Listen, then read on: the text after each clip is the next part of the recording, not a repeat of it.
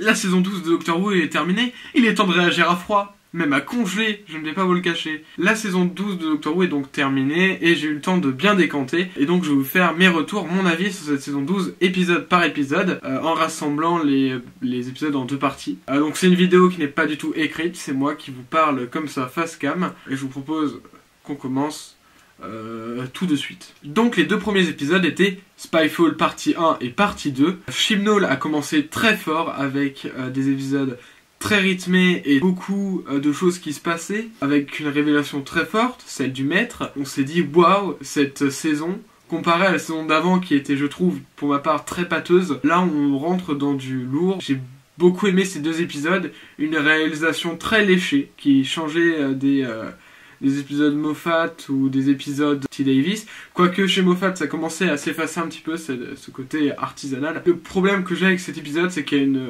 très grosse révélation, celle d'un nouveau maître. J'ai l'impression que l'histoire par derrière s'efface un peu, avec la lourdeur de cette révélation. Et c'est pas le seul épisode dans ce cas-là, vous verrez plus tard dans la vidéo. Et donc, après avoir vu ces deux épisodes, je me suis dit waouh, ces deux épisodes sont géniaux, ce début de saison est génial. Pour le troisième épisode, faut faire quelque chose de bien, de très très bon. Sinon, ça va se voir très fortement, ça va retomber telle une averse. Et ça n'est pas retombé comme une averse, ça a été un tsunami. Parce que on a eu Orphan 55, cet épisode ne va pas du tout. Cet épisode est raté du début à la fin, les costumes sont dégueulasses, l'histoire est vu et revu. L'épisode n'est que sans cesse moralisateur. Cet épisode, c'est vraiment le raté de toute la New. Vraiment, il est pas bien. Il est vraiment pas bien. Il sera pas oubliable parce qu'il sera pas oublié tant il était mauvais. Je suis un peu défoulé. On va passer à Nikola Tesla's Night of Terror. Alors cet épisode, il est très très bon. Et un style dans les monstres à la Russell T. Davies, qui est un truc, qui est, je pense, mon ère favorite, les Russell T. Davies, et une aventure un peu à la Moffat, comme on pouvait avoir avec l'épisode avec Matt Smith, avec des personnages très attachants et une histoire simple. Et donc là, on arrive à la bombe nucléaire, Fugitive of the Jodun. Déjà, on arrive sur un épisode qui est assez sympathique, un épisode assez filler, ouais, cool, les Jodun et tout, ça fait longtemps qu'on les avait pas vus. Et là, du coup, on est bien, franchement, on adore cet épisode, même dès le début. Il y a des personnages qui meurent très vite, il y a une intrigue, de l'action. Et là, Jack Harkness, il sort d'où on sait pas, mais ça nous fait vraiment plaisir et il nous donne des indices sur la suite. Puis là, d'un coup, bim, un nouveau docteur, mais qu'est-ce qui se passe, on ne sait pas, j'ai envie de vous dire. Et cet épisode est un retournement de cerveau continuel, et c'est pour ça que c'est mon épisode favori de cette saison 12, un épisode qui se fait filler mais qui devient finalement important dans l'intrigue de cette saison, et c'est un très bon épisode. On passe à l'épisode 6, Praxeus, qui est un épisode écolo mais bien fait comparé à Orphan 55. Il l'a mieux fait avec le plastique, cette maladie qui ronge et qui est très réussie. J'en ai eu des frissons de cette maladie, ce truc là t'as envie d'arracher là. Ah, j'aime pas. Non, mais oui.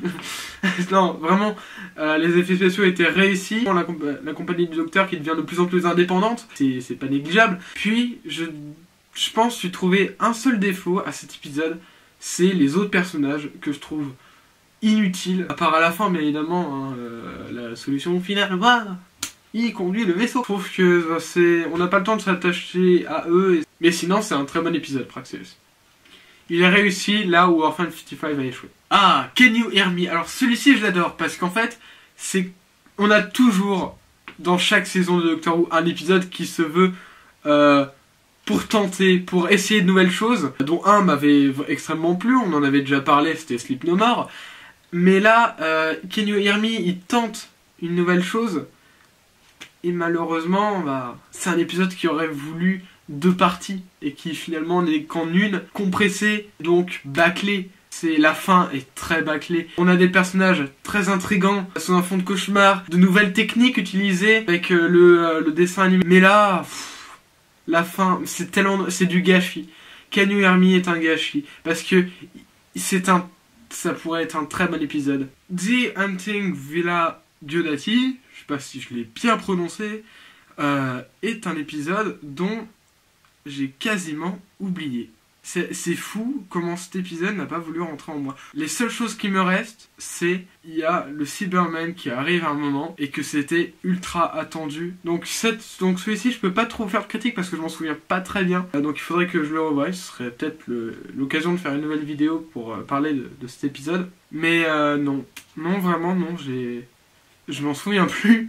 C'est un peu con quand même de faire une vidéo et de plus s'en souvenir d'un épisode. Et donc là, on passe aux 2 derniers épisodes, Ascension of the Cybermen et The Timeless Children, qui sont 2 très bons épisodes. On va pas se mentir, Ascension of the Cybermen est un très bon épisode qui me fait penser encore une fois à l'ère Moffat. J'ai l'impression qu'en fait cette saison c'était un petit peu de toutes les ères, RTD, Moffat, avec une histoire assez profonde et plein de questionnements sur cette personne. Et The Timeless Children, c'est plein de révélations par rapport à toute la saison, mais on a encore des questionnements, donc ça va arriver dans les prochaines saisons, je le sens. Le problème que j'ai avec The Timeless Children, c'est que, comme Spyfall, bah là on se retrouve avec un épisode qui a une bonne histoire, mais avec trop de retournements de situation, donc ça passe au second plan.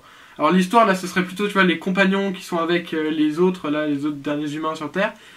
Mais en fait on oublie cette histoire et on n'est que focalisé sur le docteur. Ce que j'ai trouvé incroyable c'est la réalisation de ces 2 épisodes. La réalisation est au top, vraiment. Sans se mentir, elle est au top.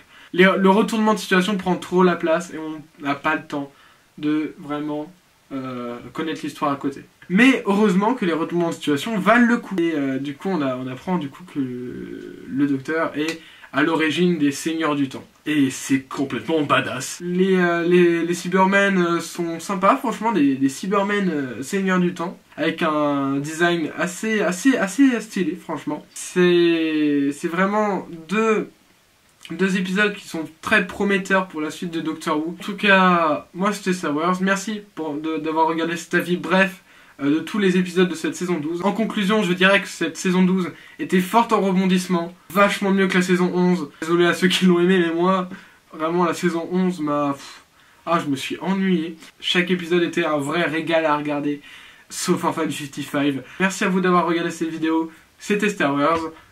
A plus.